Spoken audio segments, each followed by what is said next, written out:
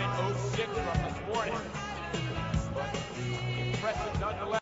So we're back on balance, and we are here with Vlad Morozov. Did I say that right? It's Russian. Yeah, that was okay. That was good. oh, that's nice of you. So we just watched an amazing race on your behalf. What are you thinking as you're in the water doing that? I'm just really thinking about my stroke count, the way I'm kicking. I don't want to really... all the things we just talked about. You don't want to really put all of your energy out in like the first part of your race. So you just have to kind of conserve your energy throughout the race. So you have to think about that, and your breathing, like what you said, you don't want to do 3x3 in sprinting events. You Really? want to do 2x2 or 4x4. Really? Actually, yeah. Oh, Because so it's like more rhythmical, you know. You can pick up your tempo faster that way, and yeah, So those are the things that I'm thinking about. It would be even, Yeah, right? even. Okay. I'm learning this as we go along. yeah, So. me too. My swimming career has just been overturned. So, and in a longer distance race, maybe you would do odd? Yeah, 3x3 or 5x5, because it's like longer stroke, you know, you can go from side to the side like more, so you can conserve more energy that way and pull for a longer distance. Yeah. Okay. So shorter distance, 2 and 4, even longer. Yeah, well, distance, actually, 3. in one of my main distances, the 50 freestyle, I don't even breathe, you know. Whoa. Yeah, you're just doing like 13 Yeah. strokes or whatever across the pool. I breathe before I dive into the pool, and that's the only breath I take. So. Wow, Yeah, that's like bionic without bunny. breathing, you can go faster, you know. So is there a way to train for that then? Just like to make your Sit single underwater. breath last the entire time? Actually, yes, we like run in the bottom of the pool with the weights and stuff like that. Just hold your Wow. breath for like a minute. Yeah. So we have a lot more to do than just shave our heads before we're gonna be. Yeah. I'm really Probably. disappointed I to think that learn was this. one of them, like shaving your hair off is supposed to help. I mean, I just... So yeah, and so are you doing that? Like, Yeah, you, yeah. Really? Well, only about twice a year. Oh, okay. At really big knees, because it really gives a huge boost. You can drop maybe half a second in the 100 freestyle, which is a lot. It's like half a body length. So that's like almost wearing a drag suit or something, and then you just strip it off, and you just Yeah. like, wow, I'm flying. Yeah, I'm pretty sure definitely, it feels definitely. great too, just having the water glide. It feels completely different. You can feel the water. You can feel where you have the drag in the water and stuff like that. So. Wow. And so let's clarify. So you did in that race the 100 meter. Yeah. So for people who maybe they've never swum before, that's 4 laps. It's actually 2 laps in the meters because the pool is 50 it's meters. It's a 50-meter pool. Yeah, but in the collegiate it's 25 yards, so you'd have to do 4 lengths. So, but in like the Olympics or these big events, they have the longer In the pool. Olympics, yeah, the longer pool. And it's called an Olympic-sized pool, isn't it? Yeah. Yeah. There it So is. the Olympic-sized pool is 50, and then that would just be 2, and then for us, our pool would be like 4 laps because it's just 25. Actually, the pool here is both. It's 50 meters to 25 yards. So you can do both. Depends how you put your lane lines into the pool. So, yeah. Cool. And so you said you're not breathing during the 50. So that's you're not doing one of those flip turns. It's in an Olympic-sized pool. That's why you're not breathing. Because if you were to do a flip turn, it would be really hard not to breathe. No, in the 50 yards where you do flip turn, you still don't breathe. All right. I was impressed. But it's a little bit shorter. It's like 47 meters, 50 yards. Yeah. So how do you know when you're approaching the wall? Like that's always been one of my questions. Yeah. Just because it's like, how do you know when you have enough room to flip, hit the wall and keep going? Like, you don't want to be too short, you don't want to be too close to the wall. In freestyle, it's okay because you can look up and you can see the wall, but in the backstroke, that's where it gets tough because you don't see where you're going, you know? Like, you don't know where the wall is, but that's why you have the flags on top.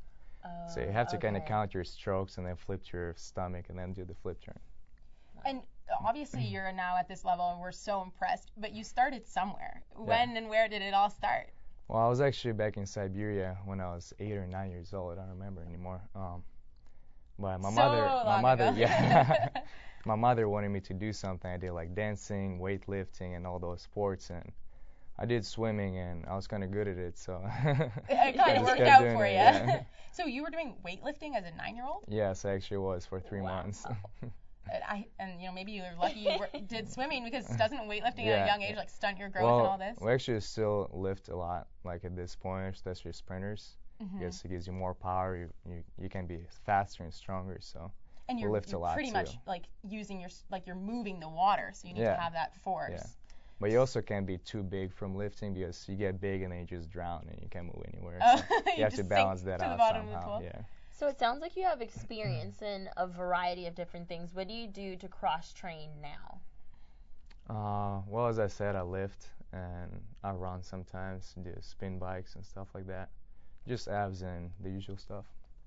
And you're swimming right now with USC Swim Club or Trojan Swim Club, and you got the shirt, and we love it. But sometimes you swim in other places, and you have camps, and you're going. So what's your schedule like now, and what about when you're in like a different place? How does it change? Well, right now I have 2 trainings a day, and then in October, in November. 2 trainings a day, every day? I lift and I swim, so Wow. it's not swimming workouts. It's like one workout is lifting, one workout is swimming. But in November I'm going to Russia actually because I have European Championships in France, and then I have World Championships in December in Turkey. Wow. Yeah. So I'm training for that right now. Yeah. And you have this like really rigorous race lineup, and obviously you just came from some like the most rigorous athletic competition on the planet. So what are you doing when you need to prepare for something like that, like psychologically? You know, before the race or immediately before the race either? Before the race, well, I've done this for a long time, so I don't really need to do anything. I mean, I know where I am, what I'm doing, I know how to do it, so it kind of like comes automatically, you know. I don't really need to do anything, but of course there are times where I can't like concentrate. That's why I have to listen to music, do some stretches, you know, just get into my groove. But yeah, usually it just comes in automatically. I don't really have to do anything. It's good to hear it's working for you. And what about like just in terms of practice and stuff? Is it ever a challenge to get motivated, or is that an easy one? Oh and you yeah, love definitely. It's hard, especially with school and training. I mean, we wake up at 5 a.m., go to training, go to school, go to training, and then you got to do homework. And yeah, it's definitely hard, but as I say, you just got to get into the rhythm. So you typically train in the morning? Yeah, at 5:45 we'll lift and then swim, and then from 2 to 4 is our second workout. And it never stops. That's crazy. Yeah, never stops. Yep. Can you tell us what happened? Can you show us? Here, I just got your butter in my Oh, pocket. it's so bright in my eyes. 400 grams. Bling. It's actually the biggest and heaviest ever. Wow. The biggest and heaviest of any games? Yeah. Wow. You want to hold that up, Aaliyah? I mean, I this can't. is I'm great. straining under the weight. So It is. It's This a is awesome. bronze medal in Let's see. what event? 4x100 freestyle.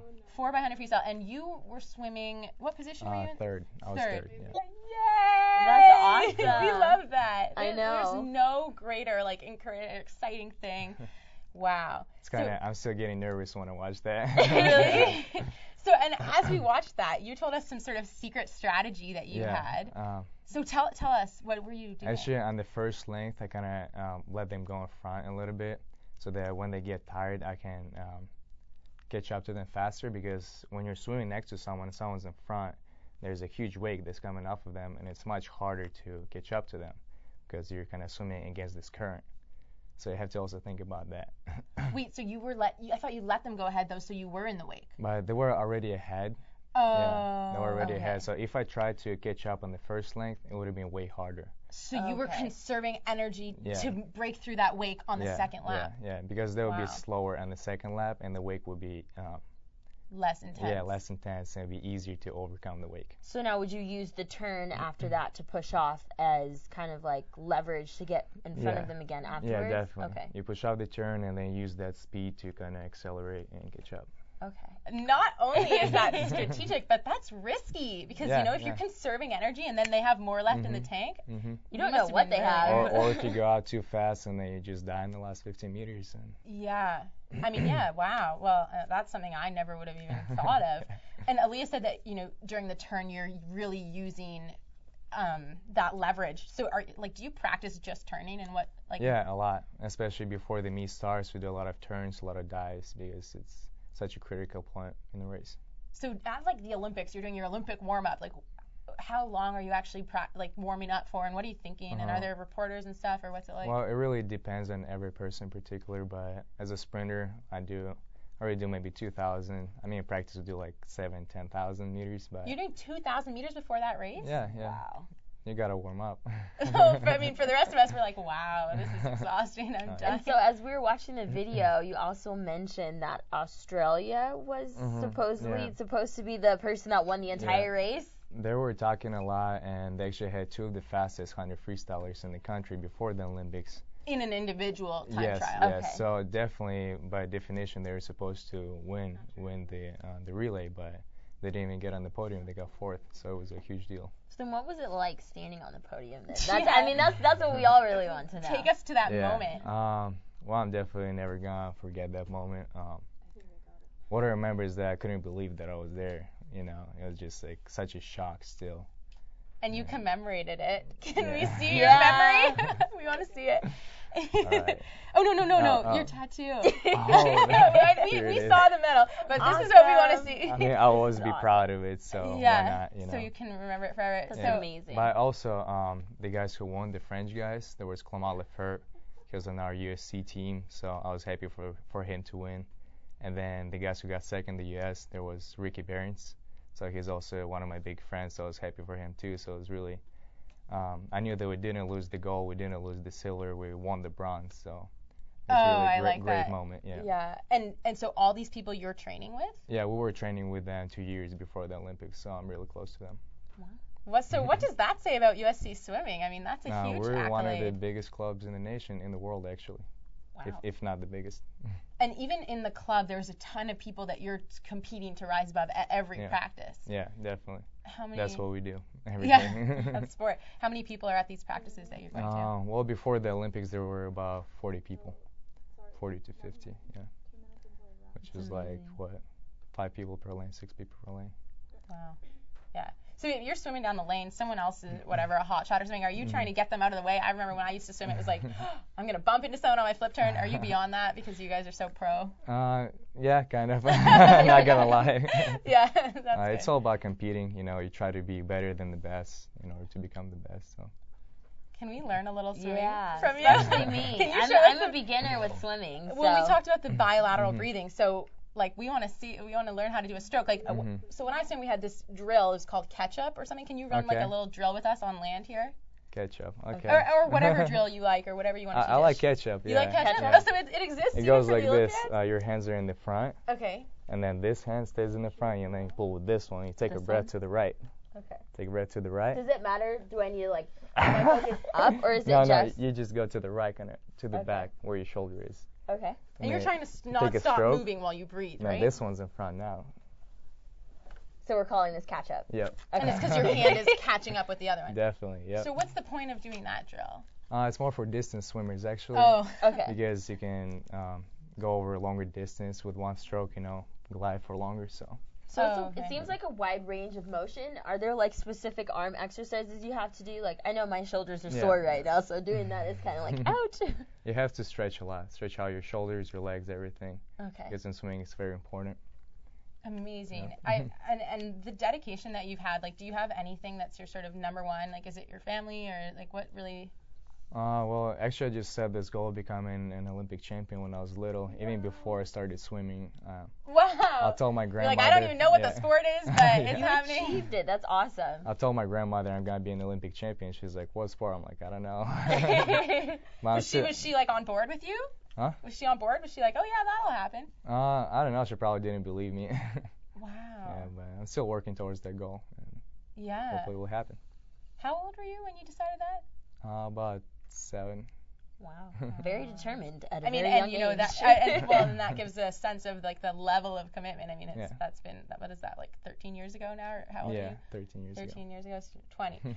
So you have a lot more opportunities. So what does the future hold? You have Worlds, and you're going to Turkey for that? Yeah, and then World Championships in the summer. It's in the Olympic pool as well.